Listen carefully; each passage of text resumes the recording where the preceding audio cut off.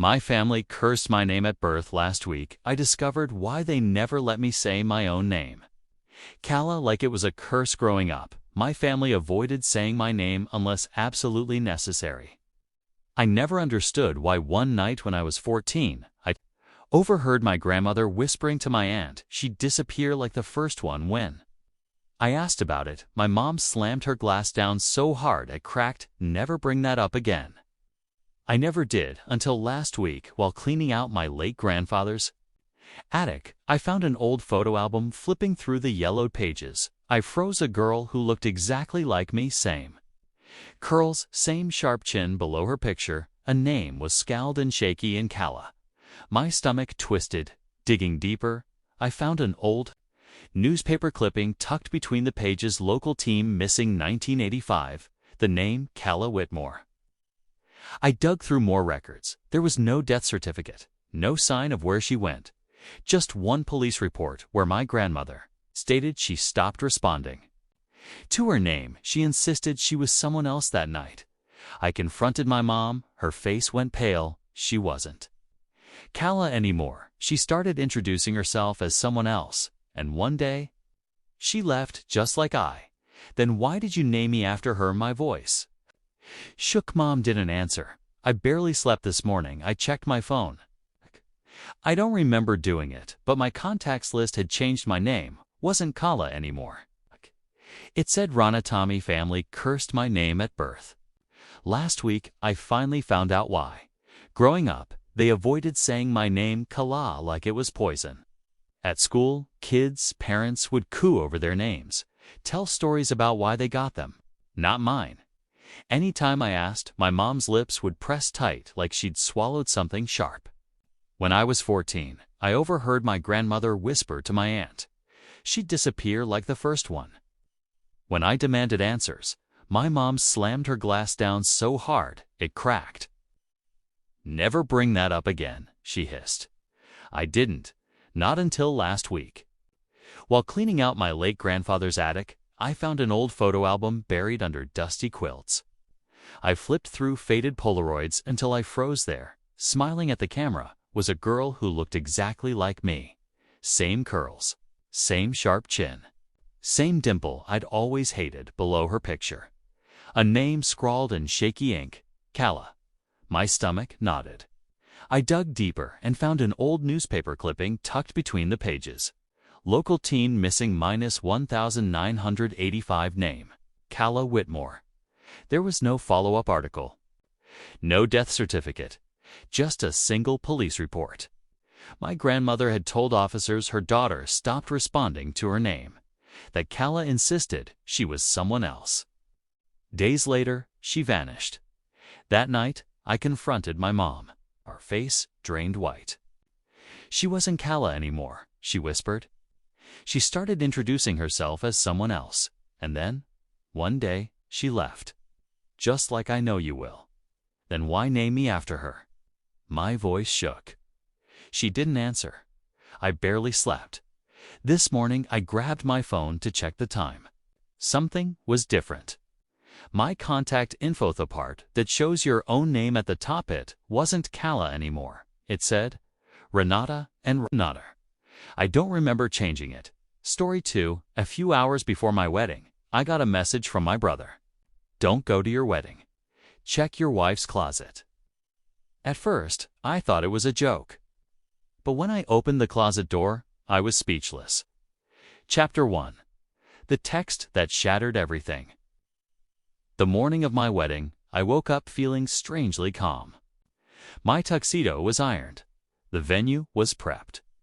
My best man, my older brother Eric, had just texted me that he'd picked up the rings. Everything seemed in order until 10:47 a.m. That's when my phone buzzed again. Another message from Eric. But this one wasn't about rings. Eric, don't go to your wedding. Check her closet. Now I blinked at the screen. Was this a joke? I texted back me. Dude, what? No reply. I waited a few minutes, called straight to voicemail. At first, I laughed it off. Maybe he was messing with me. Nerves were normal.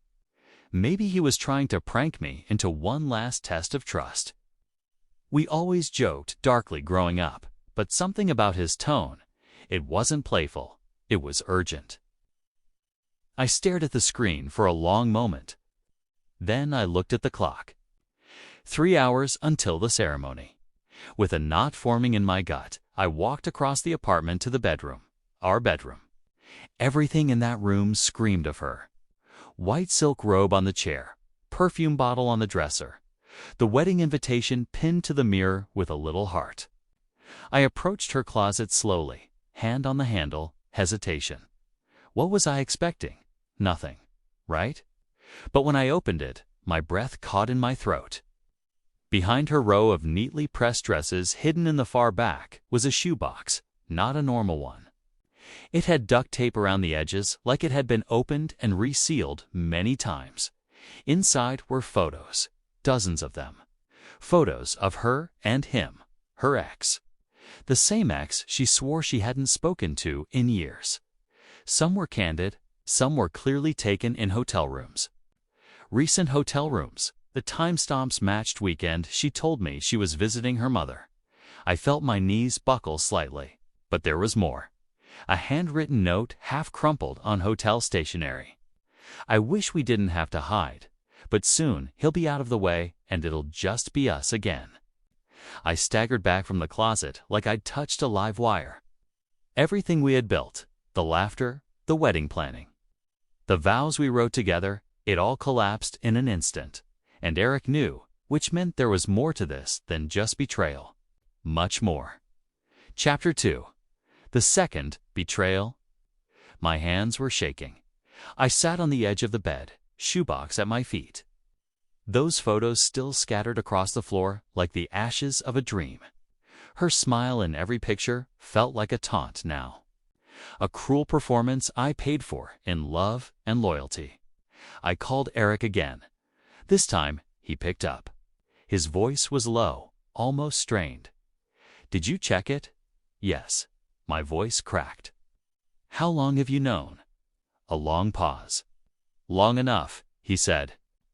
I stood, fury rising in my chest. "Why didn't you tell me earlier? We could have stopped this weeks ago, months ago." "Because," he said, "I didn't have proof until this morning, and when I found it, I ran out of time.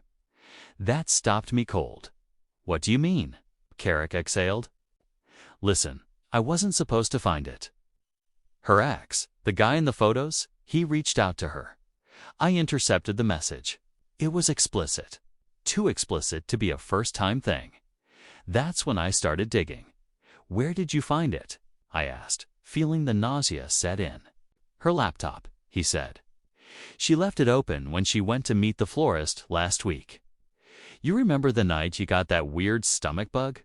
I remembered. I thought I'd eaten something bad. Now, I wasn't so sure. "Dude," Eric's voice dropped.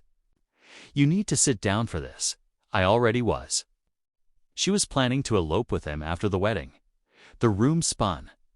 She was going to marry you, collect the gifts, enjoy the honeymoon, drain your joint account, and then disappear. My mouth went dry. "She has a secret account," he continued. "I found wire transfers from your credit card to a savings account under a fake business name. I don't know how long she's been skimming, but it's in the tens of thousands." The betrayal wasn't just romantic. It was financial. It was psychological. It was total. She wanted a wedding for show, Eric added. A fairy tale photo shoot to cover up what she really is. A manipulator, a con artist, a fraud in white silk. That's when I stood up calmly, silently, dead inside. "Cancel the wedding?" Eric asked. "No," I said coldly. "We don't cancel." That's what she'd expect. Instead, I would let her walk right into her own destruction, smiling, dressed in white, surrounded by everyone she had fooled. And then I'd pull the curtain. Step 1. Secure the evidence. I copied everything Eric had found, emails, photos, bank transfers, onto 2 flash drives. One I locked in a fireproof safe in my studio. The other I tucked into my inside suit pocket just in case she tried to spin the narrative when things exploded.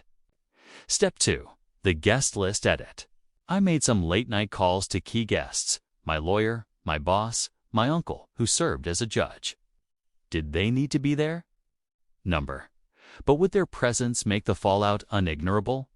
Absolutely. I also asked Eric to seat her ex's girlfriend. Yes, she existed. At a prime table near the aisle. She'd been cheated on, too. She was more than willing to help me crash the masquerade. Step 3. The backup venue. I called a close friend who managed a downtown lounge with a large private event room. Told him I might need a place for a post-W gathering. Emphasized it had to be discreet. He owed me a favor, said yes, and just like that, the war room was ready. Step 4. The vows. This was the hardest part. I sat down in the stillness of the kitchen and began writing the vows she expected me to read at the altar. They started off sweet, just like she'd want. You walked into my life like a storm I didn't know I needed. But by the third paragraph, it turned. And now, standing before our friends, I can't wait to show them exactly who you are. The day of the wedding. She didn't suspect a thing. She floated around in her robe, sipping champagne with her bridesmaids, grinning like the world was hers. She kissed my cheek and whispered, "Soon you'll be mine forever."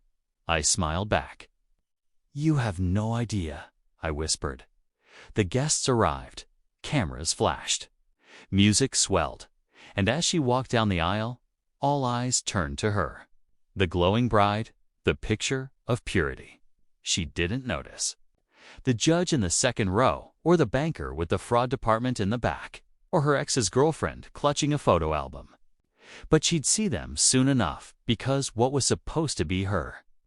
Dream Day was about to become a full-blown exposé.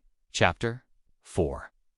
The wedding that wasn't the music swelled as she reached the altar.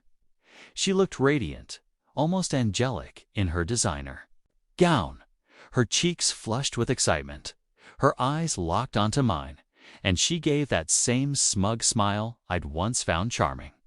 The officiant cleared his throat and began, "Dearly beloved." But I barely heard a word. My heart wasn't racing. It was steady, focused. When the officiant nodded to me, signaling it was time for my vows, I stepped forward, holding the small card I had written days earlier. Jessica beamed, expecting the words she'd dreamed of since the ring hit her finger.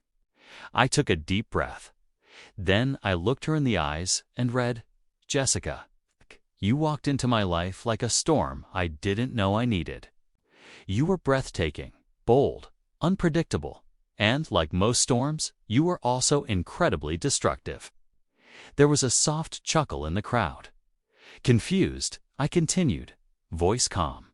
"You taught me love, yes, but you also taught me betrayal. You showed me what loyalty looks like by demonstrating exactly what it doesn't." Jessica's smile faded. Her eyes flickered. She whispered, "What are you doing?" I didn't stop. "You told me you were mine, but while I built us a future, you were busy sneaking around with a man who couldn't even look me in the eye, who couldn't show his face today because he knows what's coming." Now the crowd shifted, murmurs, phones rising.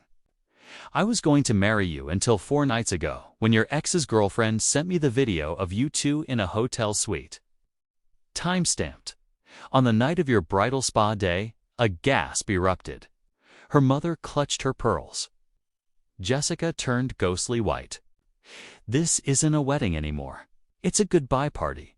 And since you so desperately wanted everyone here, I figured they deserve to know who you really are." She tried to grab the mic. I stepped back. 2 ushers, both friends, stood between her and the exit. Her ex's girlfriend walked up the aisle and placed a framed photo on the altar. Jessica kissing her ex in bed. Cameras clicked. Someone in the back yelled, "Holy esh!" I turned to the crowd. For anyone wondering, yes, the venue's paid for. Dinner is served, but the bride and I won't be staying. She has a lot of explaining to do. And me, I've got a lounge reserved across town where I'll be celebrating my freedom. Then I walked out straight down the aisle. No tears, no fight, no hesitation. Jessica collapsed into a pew, sobbing and begging. But I didn't turn around. Outside, my car was waiting. Eric handed me a glass of champagne. "Ready?" he asked. I nodded. "Let's go." Chapter 5. The Aftermath. A lesson in ruin. By the time I reached the hotel lounge across town, the video had already hit social media. The speech, the framed photo on the altar, Jessica's breakdown in front of hundreds. It was everywhere. TikTok, even a local newsblog titled it "The Groom Who Canned His Wedding with a Mic Drop," and people loved it. Her world burning. By Monday morning, Jessica had lost her job. She was a corporate PR manager, meaning optics mattered. HR had received multiple complaints about her lack of integrity and moral fitness. They couldn't afford the scandal. She was quietly let go. Her apartment paid in part by me. The lease in my name. She was served an eviction notice within days. Even her affair partner had ghosted her. Turned out he was already in trouble with his own fiancée, who had also received a copy of the photos. They both vanished into shame. Jessica had no one. Meanwhile, me, I moved forward. My boss, who watched the wedding video, offered me a promotion. Said he admired the way I handled betrayal with class and control. I accepted it. New job, new apartment, therapy, peace. I even started casually seeing someone. Quiet, gentle, real. She didn't compare herself to anyone. She just showed up fully, something Jessica never did. The final message about 3 months after. The wedding bombshell. I received a long email from Jessica. Subject: please just read. I know I destroyed everything. I made the worst mistake of my life. I thought I could have both of you, and in the end, I lost everything. I lost you. Please, I'm just coffee. One chance to say sorry in person. I didn't reply. Instead, I forwarded the email to my lawyer and added a single line. Block her permanently. Epilogue.revenge done right. Revenge doesn't have to be loud. It doesn't need fists, screaming matches, or drama. Sometimes, the most lethal revenge is letting someone destroy themselves with the rope they handed you. Jessica gave me all the rope I needed. All I did was tie the knot. And when the world watched her unravel, I simply smiled. The lesson: don't mistake kindness for weakness. Don't confuse silence for submission, and never assume your lies will stay buried. Because when truth wakes up, it buries you. Was this revenge perfectly justified? Tell us what you would have done in the comments below. Like the story, share it with someone who needs this energy. And subscribe to Revenge Expose for more jaw-dropping tales of betrayal and justice. Because here, every lie has its reckoning, and every betrayal finds its shadow. Stay sharp, stay strong, and stay tuned.